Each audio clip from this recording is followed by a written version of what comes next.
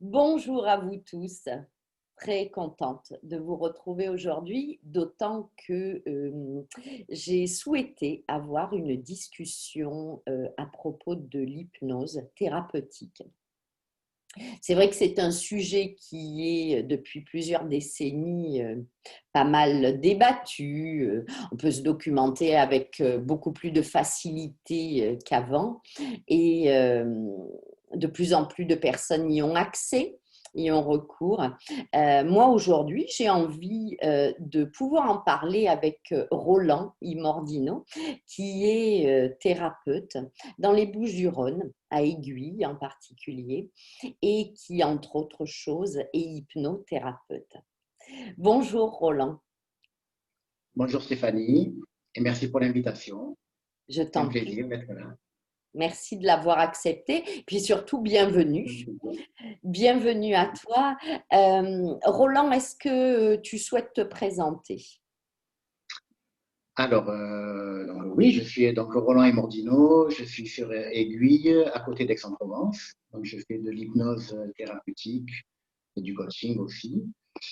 J'ai 56 ans, j'ai 3 enfants, une épouse et ça fait 18 ans donc, que je suis dans le métier de l'accompagnement en hypnose. Super, très bien. Donc, Roland, quand je t'ai proposé de parler d'hypnose, tu m'as précisé pour le thème de la discussion, hypnose thérapeutique. Déjà, ce qu'on va faire pour commencer, ce serait bien déjà que tu nous expliques ce que c'est que l'hypnose, et puis ensuite, on va rentrer peut-être dans les détails. Donc, en quelques mots simples, de manière simpliste, pour que les gens puissent le comprendre facilement, c'est quoi l'hypnose? Alors, l'hypnose, bon, c'est vrai que c'est vaste. Il y en a plusieurs, on dit, hein, ça va du spectacle jusqu'à l'hypnose thérapeutique. L'hypnose, pour moi, c'est déjà un état particulier, mais c'est un état qui est naturel aussi. On le connaît, on le vit souvent dans la journée. Et lorsque j'explique à des clients qui découvrent un petit peu l'outil ou la thérapie en hypnose, c'est comme lorsqu'on conduit sur une route habituelle et que notre esprit part un peu vagabonder. On pense être distrait, mais pourtant, on continue à conduire d'une manière optimale. Et donc, l'hypnose, déjà, c'est un état. Voilà. Et dans cet état, l'avantage, c'est justement de pouvoir mobiliser des ressources qui sont devenues inconscientes. L'apprentissage de la conduite, c'est devenu un apprentissage inconscient. On sait qu'on sait conduire, on n'a plus besoin de contrôler, comme à la première heure de conduite où c'est beaucoup plus compliqué. Tu veux dire c'est devenu un automatisme, ça devient automatique. Voilà, ça devient un automatisme et c'est pour ça qu'on dit que c'est devenu un automatisme ou un apprentissage inconscient. On n'a plus conscience, on n'a plus besoin d'avoir conscience de ce qu'on est en train de faire.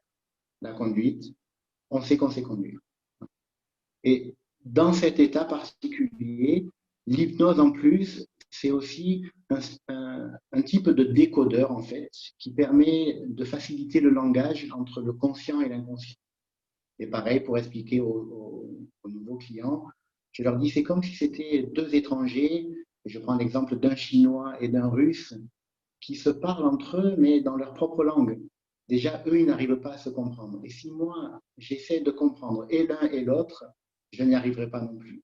L'état d'hypnose, ça va me permettre de comprendre et le chinois et le russe, et en plus de permettre aux Russes et aux Chinois de se comprendre aussi. Et donc voilà, c'est de permettre au mental, au conscient et à l'inconscient de se comprendre et d'aller dans le même sens. Voilà, pour moi, l'hypnose, c'est ça. Donc, en fin de compte, l'hypnose, tu dis que c'est un état, mais alors, c'est quoi la différence entre l'hypnose thérapeutique et l'hypnose de spectacle? Parce que c'est vrai que quand on en parle, par exemple, ou qu'on fait une émission à la télé, c'est souvent du show et voilà, il n'y a pas un but. Enfin voilà, j'aimerais que tu mettes un peu de l'ordre là-dedans, si tu veux bien. Alors, quand on regarde effectivement l'hypnose de spectacle, déjà l'hypnotiseur cherche à prendre l'ascendant sur l'hypnotisé. Et donc, il va, bon, pour faire le spectacle, lui faire un petit peu n'importe quoi, et il n'y a pas trop de but si ce n'est le spectacle. Dans le côté thérapeutique, c'est vraiment une interaction. C'est la personne qui vient avec ses problèmes, elle vient aussi avec ses solutions. Et le thérapeute va devoir les mettre en lumière, en fait, ces solutions, à travers l'hypnose et cet accompagnement-là. Donc, il y a l'écoute et les propositions qui peuvent être faites vraiment dans une interaction. Et donc, le thérapeute est au service du bien-être du client, en fait. Alors que le sujet dans l'hypnose de spectacle, c'est le sujet qui est au service de l'hypnotiseur. Voilà, c'est vraiment inversé. Et, voilà. Donc, en fin de compte, c'est le même outil, mais qui n'est pas utilisé dans le même but. C'est exactement ça. Voilà. Et comme on dit souvent, un outil peut être révélateur de quelque chose de beau et ça peut faire quelque chose de très mauvais ou de très mal. Donc, l'outil de la thérapie, c'est une chose. L'outil du spectacle en hypnose, c'est autre chose. Oh là là! Et tu en penses quoi? Parce que j'ai vu ce rictus. Non, je pense que c'est quelque chose de différent et donc il ne faut pas s'attendre à faire de la thérapie lorsqu'on fait du spectacle et on ne cherche pas à faire du spectacle quand on fait de la thérapie. Voilà, c'est chaque chose à sa place et voilà, D'accord. c'est un éventail, on va dire, et dans l'éventail de l'hypnose, ça va d'un extrême à un autre, on va dire, mais Oui, sans que oui. ça soit ni positif ni négatif. Derrière ça, ma question, c'était justement de savoir ce que les thérapeutes pensaient de l'hypnose de spectacle et si ça pouvait ou faire du tort ou amener une image qui n'était pas forcément très bénéfique pour l'outil. Oui. Alors, sincèrement, c'est vrai qu'à mes débuts, j'avais un regard assez négatif sur l'hypnose de spectacle. Mais après, au fur et à mesure, voilà, j'ai découvert certains hypnotiseurs de spectacle qui ont une bonne éthique et une volonté de faire des trucs sympas. Après, voilà, ça existe, ça a le mérite d'exister. Il n'y a pas de concurrence. C'est une possibilité comme une autre. On ne fait pas les mêmes choses avec l'outil dans le spectacle et l'outil dans le thérapeutique. Voilà. Mais chacun a sa place. Pour moi, en tout cas, c'est très bien. Il en faut pour tout le monde. C'est très juste, tu as raison. Dis-moi, j'ai vu dans ton cursus que tu proposais, enfin, ou plutôt que tu avais été formé, que tu proposais et de l'hypnose ericksonienne et de l'hypnose intégrative. Intégrative. Explique-nous tout ça parce que voilà, je n'en connais Alors, pas les subtilités. allez. Dans l'hypnose ericksonienne, la, la structure de fond, c'est la personne qui vient avec ses problèmes, elle vient avec ses solutions. Et donc, c'est pas le thérapeute qui va dire il faut faire ci ou il faut faire ça. Il ne va pas induire ses propres perceptions. Il va aller les chercher chez son client et c'est le client qui va les mettre en place. Et ça permet une écologie interne de la personne parce qu'elle est vraiment en lien avec ses propres besoins. Et donc, on dit qu'en hypnose ericksonienne, le thérapeute a une position basse, c'est-à-dire qu'il c'est pas lui qui conduit. Voilà. Mais contrairement à l'hypnose de spectacle, où c'est vraiment l'hypnotiseur qui maîtrise tout, là, il y a vraiment une interaction et on sollicite beaucoup d'informations au niveau du client, de la cliente. Pour l'hypnose intégrative, on va avoir une position un petit peu différente dans le langage des personnes qui viennent consulter. Ils vont utiliser certains mots et leurs mots ont leur représentation pour eux-mêmes. Ça ne veut pas dire qu'elles auront la même représentation pour moi-même, mais pour eux, ça a du sens. Et donc, par exemple, si quelqu'un qui a des colères et qui veut trouver des solutions, et sa solution, c'est d'être plus calme, ça a toute une représentation qui va bien au-delà de ce mot. Et donc, dans l'accompagnement, on va le répéter ce mot, plus calme, de plus en plus, pour qu'il s'intègre à l'intérieur de la personne, avec un autre travail pour enlever la colère et voilà, mettre en place dans ce mot toutes les ressources, toutes les structures de pensée, tous les mécanismes en lien avec plus calme. Voilà un exemple. On prend le mot de la personne et on va vraiment le répéter à plusieurs fois dans la séance. Tout en lui permettant, malgré tout, de pouvoir exprimer de la colère quand la situation quand la C'est nécessaire. situation est adéquate, je veux dire. Tout à fait, voilà. La colère, c'est une ressource. Après, lorsqu'elle est utilisée dans un endroit où elle n'a pas lieu, mais ça devient une ressource ou limitante ou inutile. Et donc, on maintient bien sûr la ressource colère, mais par contre, on ouvre plus de ressources vers plus calme. Voilà. Et donc, pareil, on a un panel et après, on a la possibilité, en fonction de la situation et du besoin de l'instant, de solliciter cette ressource. Alors, moi, j'ai une question qui me vient de quelque chose que j'ai régulièrement entendu. De personnes qui disent de toute façon, sur moi, ça ne fonctionne pas, je ne suis pas hypnotisable. Est-ce que c'est vrai ça? Est-ce que ça arrive? Alors, je pense que oui, effectivement, il y a des personnes qui ne vont pas être hypnotisables. Après, c'est au thérapeute de trouver les axes pour amener la personne dans un état d'hypnose. Souvent, les personnes se disent je ne suis pas hypnotisable en regard à l'hypnose de spectacle et la peur de perdre le contrôle, etc. Et donc, c'est je suis dans le contrôle et je vais te prouver que je sais contrôler. C'est juste, Après, Roland, c'est juste ce que tu dis parce qu'effectivement, les personnes qui m'ont fait cette réflexion, c'était par rapport à l'hypnose de spectacle. C'est vrai, voilà. c'est vrai. Après, les personnes qui sont dans la démarche, même si elles disent souvent, hein, oh là, moi j'ai du mal à perdre le contrôle ou à lâcher prise, etc.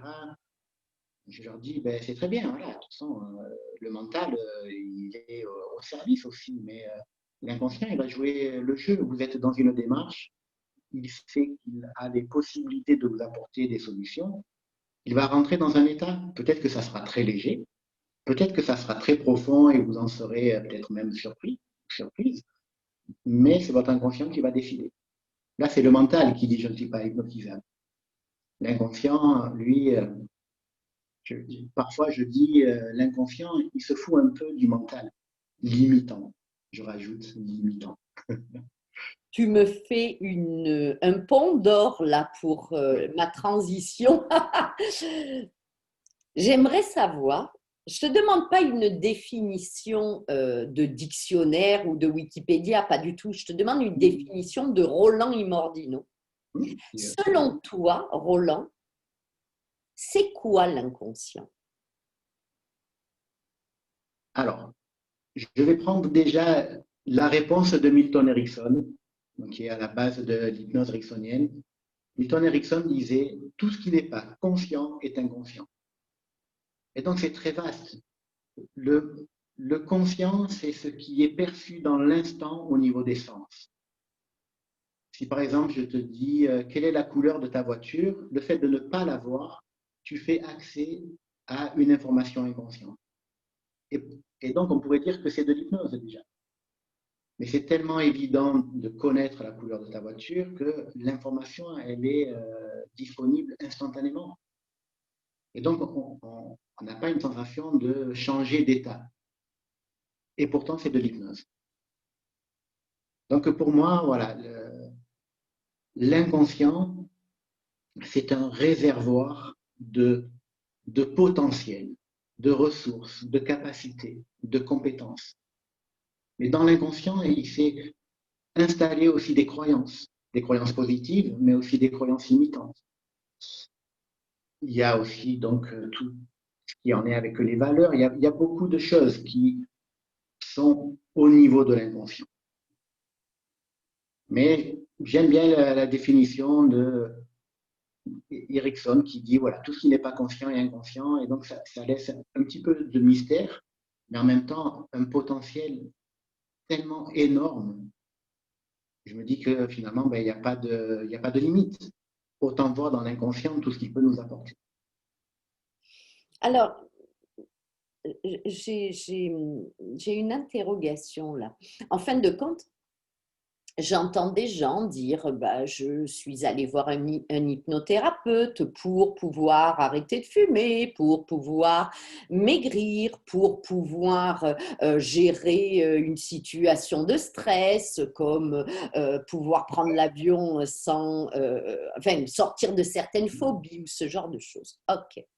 Mais dans ce cas-là, vu que tu parles d'un inconscient qui est plein de ressources, est-ce qu'on peut faire de l'hypnose juste pour avancer, pour s'ouvrir, pour mieux se connaître? Bien sûr. Je pense que l'hypnose, c'est ce qui permet vraiment la rencontre avec soi-même. C'est de se découvrir, c'est de se rencontrer vraiment, mais dans tous nos potentiels.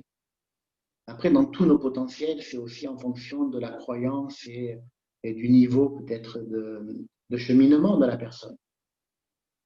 Il y a des personnes qui sont dans un début de cheminement personnel. Quand ils ont un souci et on leur trouve une solution, eh bien, ils se disent oui, c'est génial et ça me suffit. Et il y en a d'autres, en fonction de leur niveau, mais ils ont besoin d'ouvrir beaucoup plus d'espace à l'intérieur d'eux, de connaissance d'eux-mêmes. Ça va jusqu'à la spiritualité en hypnose. Il y a beaucoup de, de possibles dans la spiritualité à travers l'hypnose. Donc, oui, encore une fois, c'est tellement vaste que voilà, on peut tellement faire de choses, effectivement, avec toutes les ressources qui sont là au niveau de l'inconscient, qu'un problème, en fait, enfin, moi, j'ai l'image d'un petit caillou dans la chaussure. Souvent, la personne se dit, je suis le problème. Alors que finalement, non, c'est qu'un petit caillou dans tout ce que je suis. Mais à un moment donné, il faut s'arrêter, il faut peut-être s'asseoir, il faut enlever la chaussure, il faut faire tomber le caillou, il faut remettre la chaussure, il faut se relever, il faut marcher et se rendre compte que finalement, sans le caillou, c'est mieux. Mais aussi dans notre inconscient, on a une capacité d'adaptation qui fait ce petit caillou, on secoue un peu le pied, la chaussure, en espérant qu'il aille d'un côté ou d'un autre se cacher. Mais quand on marche et que ça vient sous la plante du pied, ça fait mal. Il faut enlever le caillou. Mais c'est un petit caillou, mais ça fait très mal parfois. Oui, oui, oui, je comprends. Je pense que l'hypnose, à ce que j'ai entendu, est considérée comme une thérapie brève, Oui, a priori. voilà. En revanche, si on peut travailler sur soi, ça peut durer ad vitam aeternam au final. Ben, tant mieux. Tant mieux parce que ben, on est déjà encore en vie, du coup, et qu'on peut encore dynamiser tout autant des potentiels supplémentaires. Après, oui, la structure des thérapies brèves, voilà, toute l'effervescence de Palo Alto, c'est un peu pour éviter de partir en thérapie et de faire 10-15 ans d'analyse et parfois savoir beaucoup de choses, mais pas en tirer les bénéfices dans le changement. Voilà, nous, on est axé dans la solution, le changement. L'analyse, ça peut être dans la réponse au pourquoi. Nous, on est dans le comment changer, comment améliorer, comment obtenir ce résultat. Et c'est ce qui permet parfois de vraiment raccourcir le temps. Il y a beaucoup de personnes qui ont besoin de savoir pourquoi. Mais dans mon accompagnement, oui, je les recadre pour leur dire que ce n'est pas la bonne question en fait. Si on veut le changement, comment je peux avoir ce changement et comment je vais être dans ce changement. Du coup, on regarde l'avenir et on regarde un peu moins le passé. Mais on le répare le passé. Voilà. Encore une fois, dans l'hypnose thérapeutique, on répare le passé pour bénéficier dans le présent et pour l'avenir. de cet équilibre, de cet épanouissement qui s'installe. Je partage cette manière de voir les choses. Mm. Le pourquoi peut avoir son importance, mais Oui, le comment est vraiment précieux, est vraiment primordial. voilà. Complètement Voilà. d'accord. L'un va avec l'autre, mais parfois l'un ne suffit pas. Voilà. Le pourquoi ne suffit pas parfois. Parfois ça suffit et c'est très bien, hein. Parfois ça ne suffit pas. Moi, je me rappelle d'une cliente qui était venue, qui me disait, voilà, moi, ça fait 15 ans que je suis en analyse, je connais tout de ma vie, les déclencheurs, etc. Donc, elle était très cadrée sur tout ça. Elle me dit, mais j'en ai marre de parler. Elle me dit, ben, faites votre hypnose et voilà. Alors moi, je dis, bah, ok, mais sur quoi vous voulez travailler? Elle me dit, non, non, mais vous n'avez pas compris, je ne veux plus parler. Faites votre hypnose, elle me dit. Et donc, ben, au bout de 5 minutes où je lui dis, mais oui, mais une petite information, tout ça, non. Non, mais je l'ai mise sous hypnose. Une fois sous hypnose, j'ai sollicité son inconscient pour lui dire, ben voilà, il y a 15 ans d'analyse, apporte les solutions à tout ce qui a été déjà découvert dans les informations et installe-les pour la personne. Et puis j'ai attendu 20 minutes sans parler. C'était un drame pour moi. Mais au bout d'un moment, la dame a commencé à bouger un petit peu, revenir. Donc finalement, voilà, elle revient et je lui dis alors, comment ça s'est passé? Elle me dit, ah, intéressant. Et là, je me dis, bon, ben, on va pouvoir en parler un petit peu. Je dis alors, par rapport à ce qui s'est passé, vous avez. Elle me dit, non, mais je ne veux toujours pas parler. Bon, okay. Elle m'a payé la séance, elle est partie.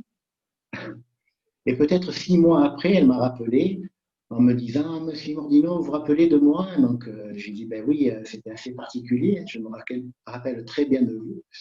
Et elle me dit, ben, c'est juste pour vous dire qu'il y a plein de belles choses qui se sont passées dans ma vie, il y a des changements qui se sont opérés, et je voulais juste vous remercier. Ok. Je dis, ben alors, on peut en parler? Elle m'a dit, non, toujours pas, mais vous n'en avez pas besoin. Et là, ça a été une belle, un bel enseignement. Ouais, parce que l'inconscient, il était là, déjà prêt à lui apporter ben, tout ce dont elle avait besoin. Et moi, j'avais besoin de rien finalement, juste de pouvoir l'accompagner dans cet état-là.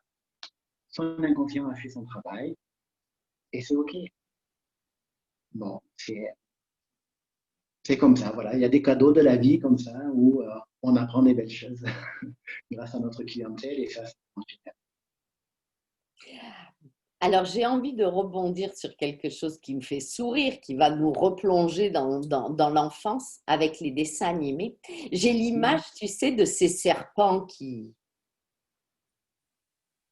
hypnotisent. Il me semble qu'il y a ça dans le livre de la jungle, Le livre de la jungle, par exemple, peut-être dans Robin des Bois aussi, mais je n'en suis plus sûre. Voilà. Et c'est vrai que ça peut prêter à sourire, mais je pense que beaucoup de personnes ont une méfiance de l'hypnose par rapport à la possibilité de manipulation. J'aimerais savoir ce que toi, tu pourrais en dire à ces gens, justement. Et oui, alors, pour moi, dans chaque mot, c'est comme le yin et le yang. Il y a une information négative et une information positive. Et donc, les personnes qui me disent, oui, mais j'ai peur d'être manipulé, ben, je leur dis, mais vous venez exprès pour être manipulé. Je vais vous manipuler. Hein. Mais je vais vous manipuler comme lorsque vous avez une luxation de l'épaule et que vous allez chez un ostéo ou un kiné, il vous manipule l'épaule pour la replacer ou vous apporter du bien, en fait. C'est une manipulation aussi. Et là, du coup, les gens peuvent entendre qu'on peut manipuler d'une manière positive. Le mot a toujours, d'une manière plus facile, une connotation négative, mais en fait, c'est comme un outil, c'est son enfer. Donc oui, l'inconscient et l'hypnose, oui, ça manipule. Après, ça manipule pour du bien-être. Ou sinon, on n'aurait pas besoin de se faire accompagner par quelqu'un d'autre que soi. Mais objectivement, quand on se coupe, on cautérise un peu la plaie et il y a tout un processus qui nous dépasse, qui fait que cette plaie va s'arrêter de saigner, elle va faire une croûte, et puis il y aura certes une cicatrice, mais ça se répare tout seul. Donc, si on ne sait pas faire seul, on fait appel à quelqu'un, mais c'est aussi pour être un peu manipulé dans un sens positif. Le changement, c'est ça. Je pense que ce qu'il y a, c'est que contrairement à d'autres techniques thérapeutiques comme, je ne sais pas moi, la psychothérapie ou la kinésiologie, ou peu importe, il y a cette idée que en allant faire de l'hypnose, on est endormi et donc à la merci. Ça serait intéressant que tu puisses casser de fausses idées là-dessus. Parce que moi qui l'ai testé, par exemple, alors je l'ai testé niveau spectacle, je l'ai testé niveau thérapeutique aussi, donc voilà, les deux. Mais on n'est pas endormi. Non. Pas du tout. Ça serait pas mal que tu puisses un peu apporter de l'éclaircissement là-dessus. C'est une crainte en fait, d'accord. Mais après, c'est une crainte par un manque d'expérience. Une fois qu'on expérimente, on sait que c'est différent. Donc, c'est un a priori. Mais le conscient et l'inconscient, c'est le même cerveau, ça fait partie de nous. Et donc, c'est un niveau d'écoute. Mais il y a aussi un système de protection qui est toujours là. Lorsque, par exemple, on dort et qu'il y a un bruit qui semble être suspect pendant notre sommeil, on est réveillé. Donc, notre inconscient entend tout le temps. Mais il y a des fois des bruits qui sont naturels et que je n'entends pas quand je dors parce que je suis toujours en sécurité. Et donc, les personnes qui ont la crainte, oui, d'être manipulées, par exemple, ils vont rester sur une appréhension et la peur de cette manipulation. Le cadre en thérapie, c'est pas ça. C'est vraiment l'accompagnement, l'aide à la personne. Mais j'aimerais que tu expliques vraiment que la personne non seulement n'est pas endormie, mais en plus, elle peut très bien mettre fin à ce qui est en train de se passer au moment où elle le souhaite. Oui, et bien souvent, j'ai des personnes qui me disent, ah oui, mais j'aurais pu réouvrir les yeux ou vous parler pendant la séance. Et je dis, ben oui, bien sûr. Mais en général, dans l'induction, donc c'est la partie qui nous permet de passer de l'état de conscience à l'état modifié de conscience, dans l'état d'hypnose, on propose ça. Vous avez toujours la possibilité de dire, de vous réveiller, de sortir de l'état. C'est vous qui êtes le maître. Voilà. Et c'est vrai qu'il faut donner cette information pour rassurer la personne parfois. Mais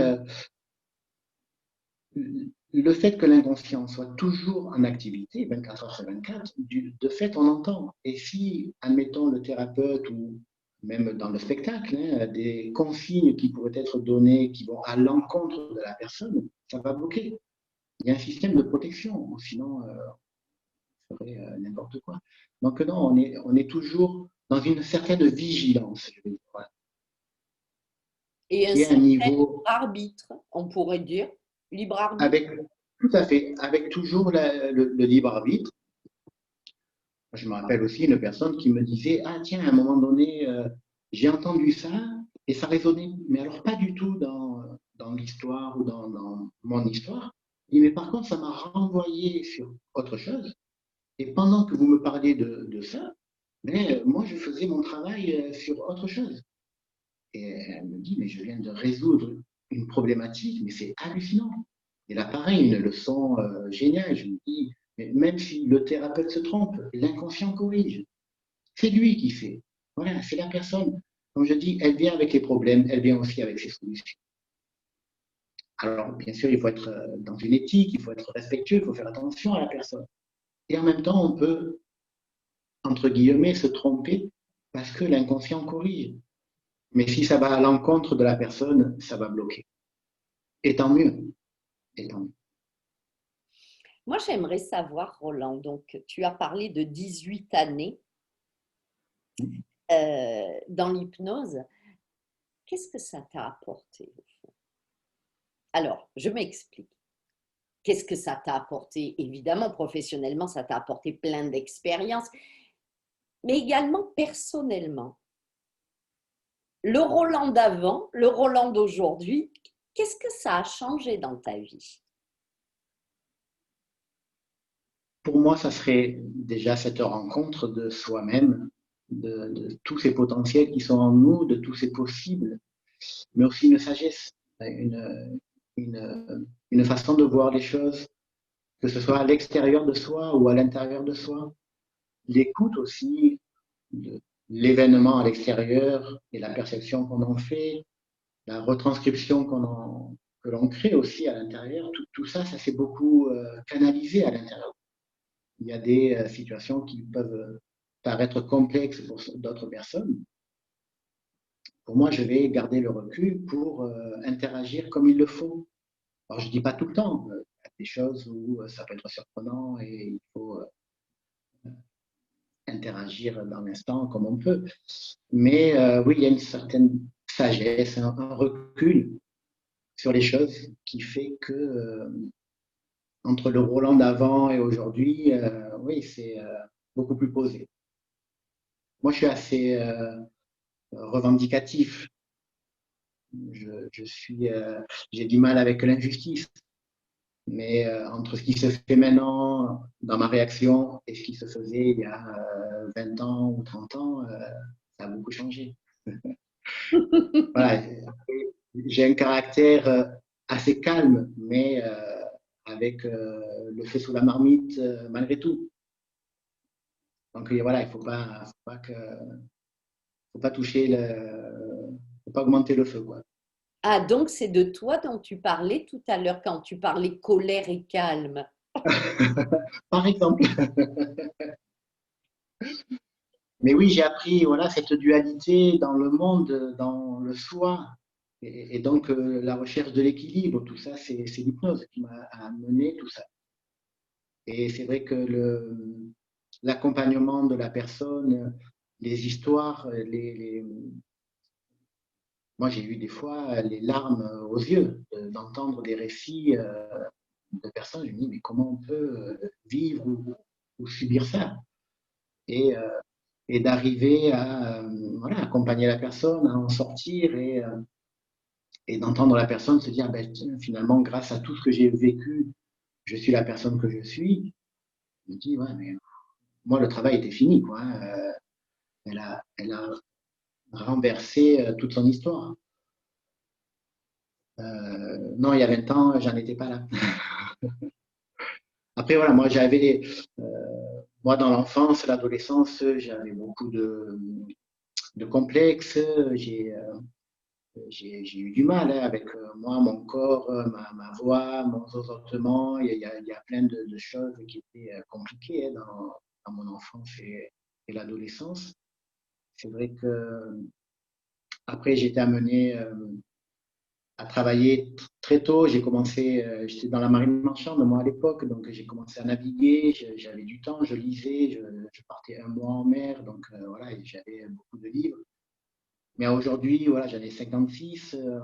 En 40 ans, j'ai dû lire peut-être 10 romans, mais j'ai dû lire 1000 livres de développement personnel. Et donc oui, j'avais besoin de trouver des solutions pour moi.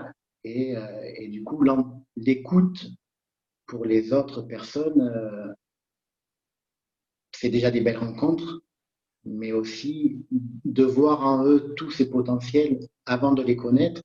Je sais qu'il y a déjà des solutions. Parce que tu l'as expérimenté toi-même. Et je l'ai expérimenté à travers, oui, mon propre vécu, oui. C'est ça. Alors, donc, je vais bien sûr poster cette vidéo sur YouTube. Je vais mettre tout plein d'informations en dessous, notamment l'endroit où tu exerces, tes coordonnées, ton site web, etc., etc.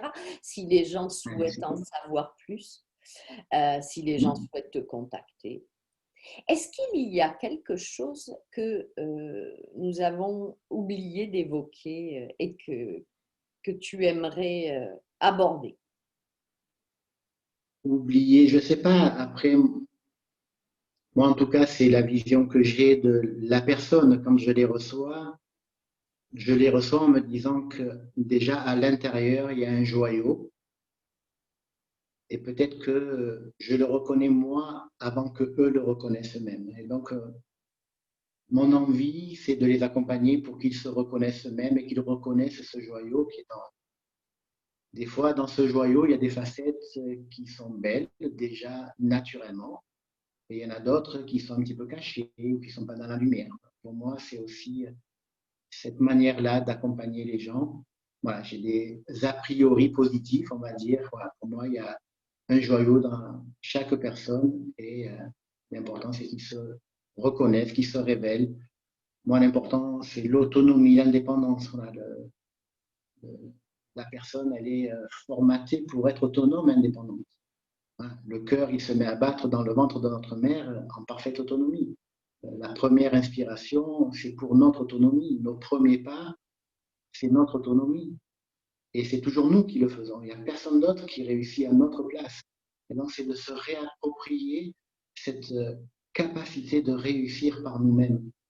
Et ça, ça se perd dans des mauvaises expériences de vie, dans des souffrances, et c'est important de le retrouver. Moi, la vision que j'ai de l'être humain, c'est ça, c'est un joyau, plein de belles choses à l'intérieur, et s'il y a un petit caillou, c'est rien par rapport à ce beau joyau. Donc, Voilà. on peut conclure peut-être en disant l'hypnose comme révélateur de potentiel et de ressources. Tout à fait. C'est vraiment ce que je partage à 100%. Oui. Très bien. Un Génial. révélateur. Génial. Je te remercie. Je te remercie, Roland. Je te remercie également d'avoir livré un bout de toi parce que tout le monde ne le fait pas et que voilà, ça prouve ton humanité que moi je connais, mais voilà, ça prouve ton humanité. Bon, mais merci à toi. Et je pense que on n'est pas des personnes extraordinaires. Les personnes qu'on reçoit, il faut qu'elles comprennent qu'on a notre vécu aussi et de parler de soi, parfois, ça donne de la confiance et des potentiels aussi. Donc, il faut rester humble et juste. Moi, je m'efforce à faire ça. Oui, Et merci vraiment pour cet entretien. C'était vraiment très, très agréable et des bons sourires. Et c'est toujours agréable d'être avec toi de toute façon. merci Roland, merci. Merci, Avec merci plaisir. beaucoup. Oui, vraiment, c'est très juste ce que tu as posé. Donc, écoute, comme je te l'ai dit, je mettrai ta présentation et tes coordonnées en dessous de la vidéo. Merci pour ce partage sur C'était un l'hypnose plaisir. thérapeutique. Et puis, je te souhaite une belle continuation. Eh bien, merci. Et à toi aussi. Dans ces beaux reportages-là, ça ouvre aussi l'esprit et ça donne ouais, les clés pour s'engager dans un développement personnel. Il faut passer par là. Il faut se faire du bien. Voilà. C'est bien de gérer, de contrôler, de prendre sur soi. C'est bien aussi de se faire accompagner. Et qu'importe la technique, c'est toujours bien de se faire du Alors, tu sais, ce n'est pas fortuit que j'ai initié ces discussions bien. d'ouverture et d'information euh, durant l'année 2020. Oui, je comprends. Voilà, ce n'était pas le fait du hasard, on va dire. Tout est juste, comme on dit. C'est ça. Merci Roland, je t'embrasse, porte-toi T'embrasse bien. aussi. Et Merci, toi puis, aussi. et puis merci à chacun et à chacune de nous avoir suivis. Je vous souhaite une bonne soirée, une bonne journée selon l'heure à laquelle vous regarderez la vidéo et puis à un de ces jours avec une autre personne, une autre énergie, un autre sujet, toujours avec plaisir.